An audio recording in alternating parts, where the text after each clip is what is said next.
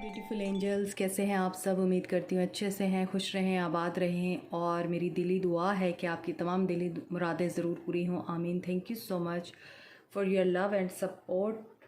आज की रीडिंग आपके पर्सन के लव मैसेजेस को लेके है कि क्या कहना चाहते हैं आज आपके पर्सन। तो stay positive because it's a general reading. देखते हैं आज आपके पर्सन आपको क्या कहना चाहते हैं।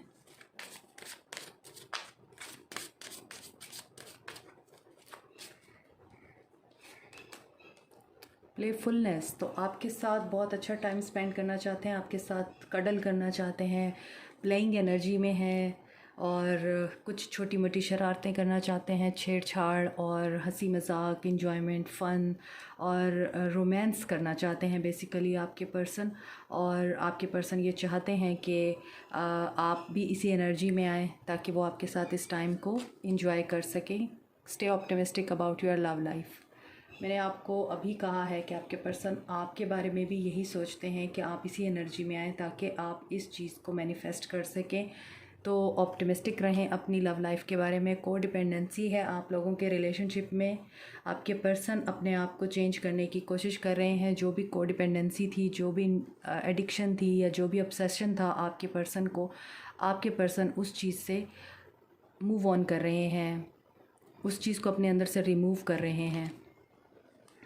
चिल्ड्रन इशू भी है यहाँ पर, बच्चे इन्वॉल्व हैं। या तो आप शादीशुदा हैं या आपके पर्सन शादीशुदा हैं, जिसकी वजह से आप लोगों का रिलेशनशिप अफेक्ट हुआ है और इसमें बच्चे भी इन्वॉल्व हैं। या तो बच्चों की कस्टडी का मामला है या फिर आपके बचपन के कुछ ट्रॉमास हैं जो हील होना बाकी हैं, या आपके पर्सन के कुछ ऐसे ट्रॉमास हैं जो हील होना बाकी हैं। और यही चीज़ आपके पर्सन कह रहे हैं कि वो इन चीज़ों को रिज़ॉल्व करने की कोशिश कर रहे हैं। और हमारी लव लाइफ अगर बच्चों की वजह से या बचपन के किसी ट्रॉमा की वजह से अफेक्ट हुई है, वो इस चीज़ को हील कर रहे हैं। Release your x.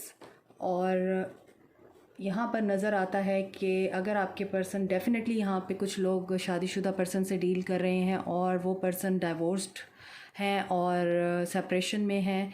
और यही चीज़ है कि वो अपनी पास्ट लाइफ में अक्सर अटके रहे हैं और उनको अपने एक्स या अपनी एक्स बहुत ज़्यादा अफेक्ट करती रही हैं इस रिश्ते में, जिसकी वजह से आप लोगों का रिश्ता बहुत ख़राब हुआ है और अपसेट हुआ है। इसी वजह से अब आपके पर्सन ये एडमिट कर रहे हैं, कन्फेस कर रहे हैं कि वो अपने एक्स को रिलीज़ करने की कोशिश कर रहे हैं।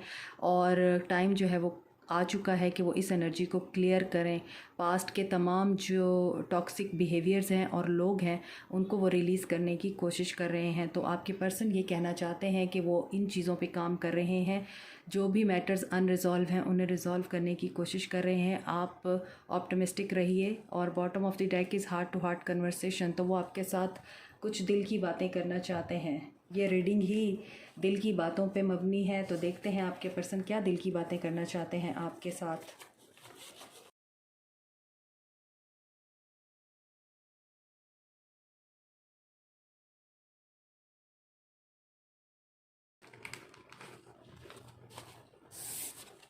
First message is I will reach out to you.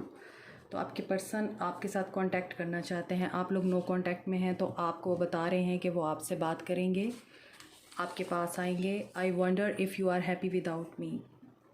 ये लास्ट वीक की एनर्जीज़ हैं जो कंटिन्यू हो रही हैं। उस एनर्जी में भी उस रीडिंग में भी इसी तरह की एनर्जीज़ थी। तो आई बटन में उनका लिंक दे दूँगी मैं उस वीडियो का, और आप उस वीडियो को भी ज़रूर देखिए।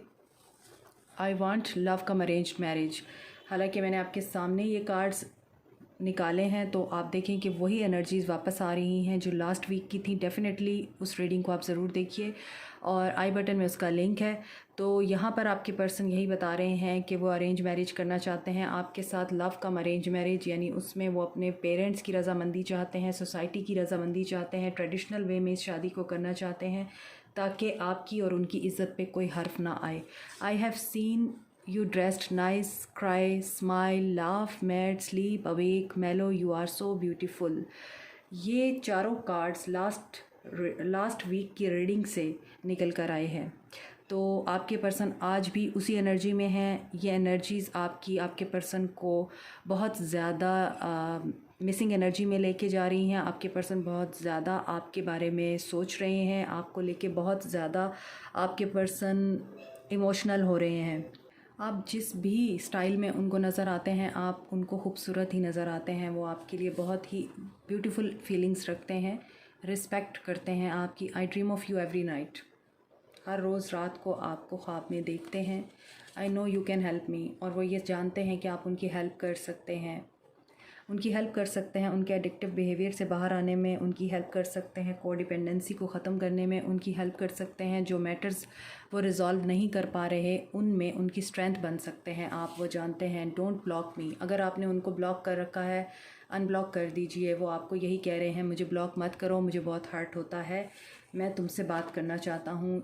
You clear my stress and worries. क्योंकि तुम ही हो जो मुझे परेशानी से बाहर निकालती हो, और तुम ही हो जो मुझे इन तकलीफ़ों में आराम और सुकून देते हो, इसलिए मुझे ब्लॉक नहीं करो, अनब्लॉक मी। वो कह रहे हैं।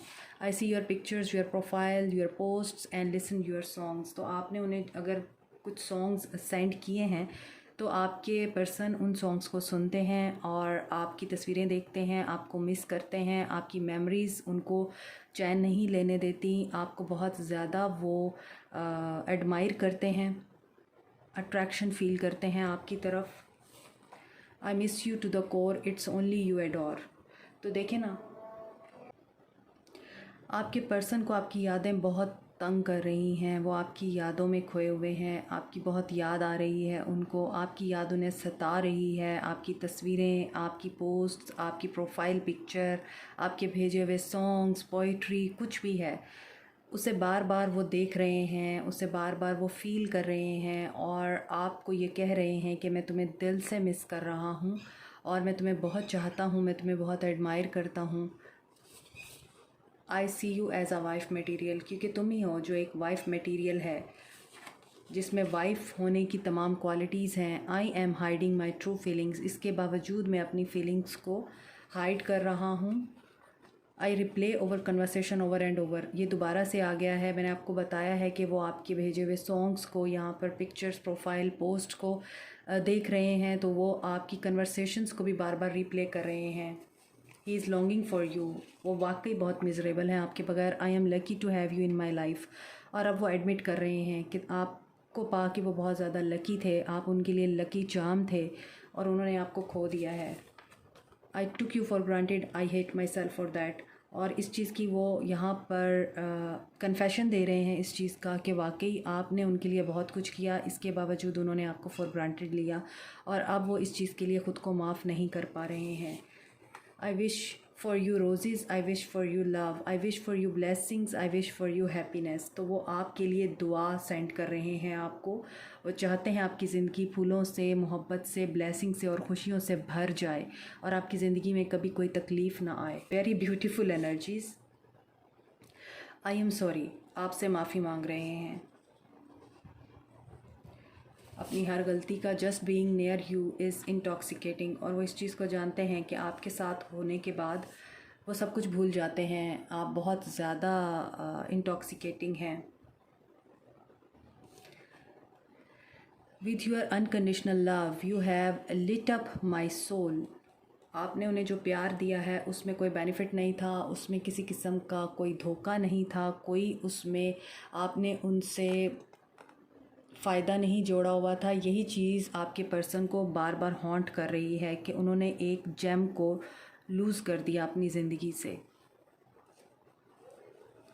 और यहाँ पे मुझे एक सॉन्ग चैनल हो रहा है आप लोगों के लिए, in the middle of the night.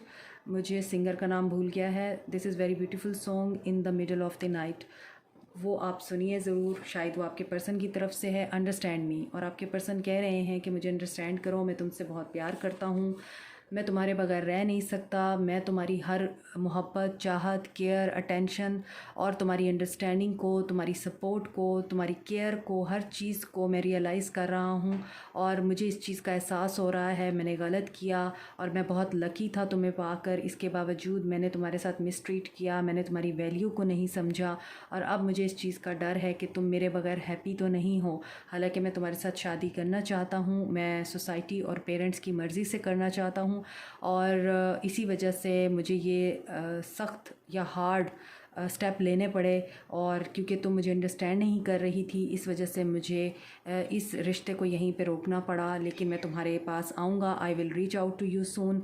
Have trust on me, optimistic रहो, और जो भी इश्यूज़ हैं उन्हें मैं रिज़ॉल्व कर रहा हूँ, और तमाम मैटर रिज़ॉल्व हो जाएंगे, और मुझे इन सब चीज़ों के लिए माफ़ कर दो, और please unblock me because I love you and I miss you.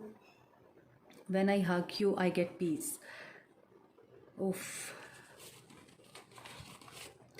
I couldn't let you get close to me। अब देखें यहाँ पर कितनी कंट्राडिक्टरी है कि यहाँ पे वो कह रहे हैं मैं तुम्हें हक करता हूँ तो मुझे सुकून मिलता है, इसके बावजूद मैंने तुम्हें अपने आप से दूर किया, मैंने तुम्हें करीब नहीं आने दिया। तुमने जब भी मेरे करीब आने की कोशिश की, मैंने खुद तुम्हें दूर किया, मैंने खुद तुम्हें गुस्से से, झगड़े से, झड़कियाँ दे के, नाराज़ होके, गाली गलौज करके, अब्यूज़ करके हमेशा तुम्हें खुद से दूर करता रहा ताकि तुम मेरे करीब ना आओ। हालांकि मुझे तुम्हारे साथ, तुम्हारे पास आके, तुम्हें हक करके बहुत सुकून मिलता है। तो अब वो अपनी गलतियों को एडमिट कर रहे हैं। Please forgive me, I am sorry, please forgive me. I betrayed you when you trusted completely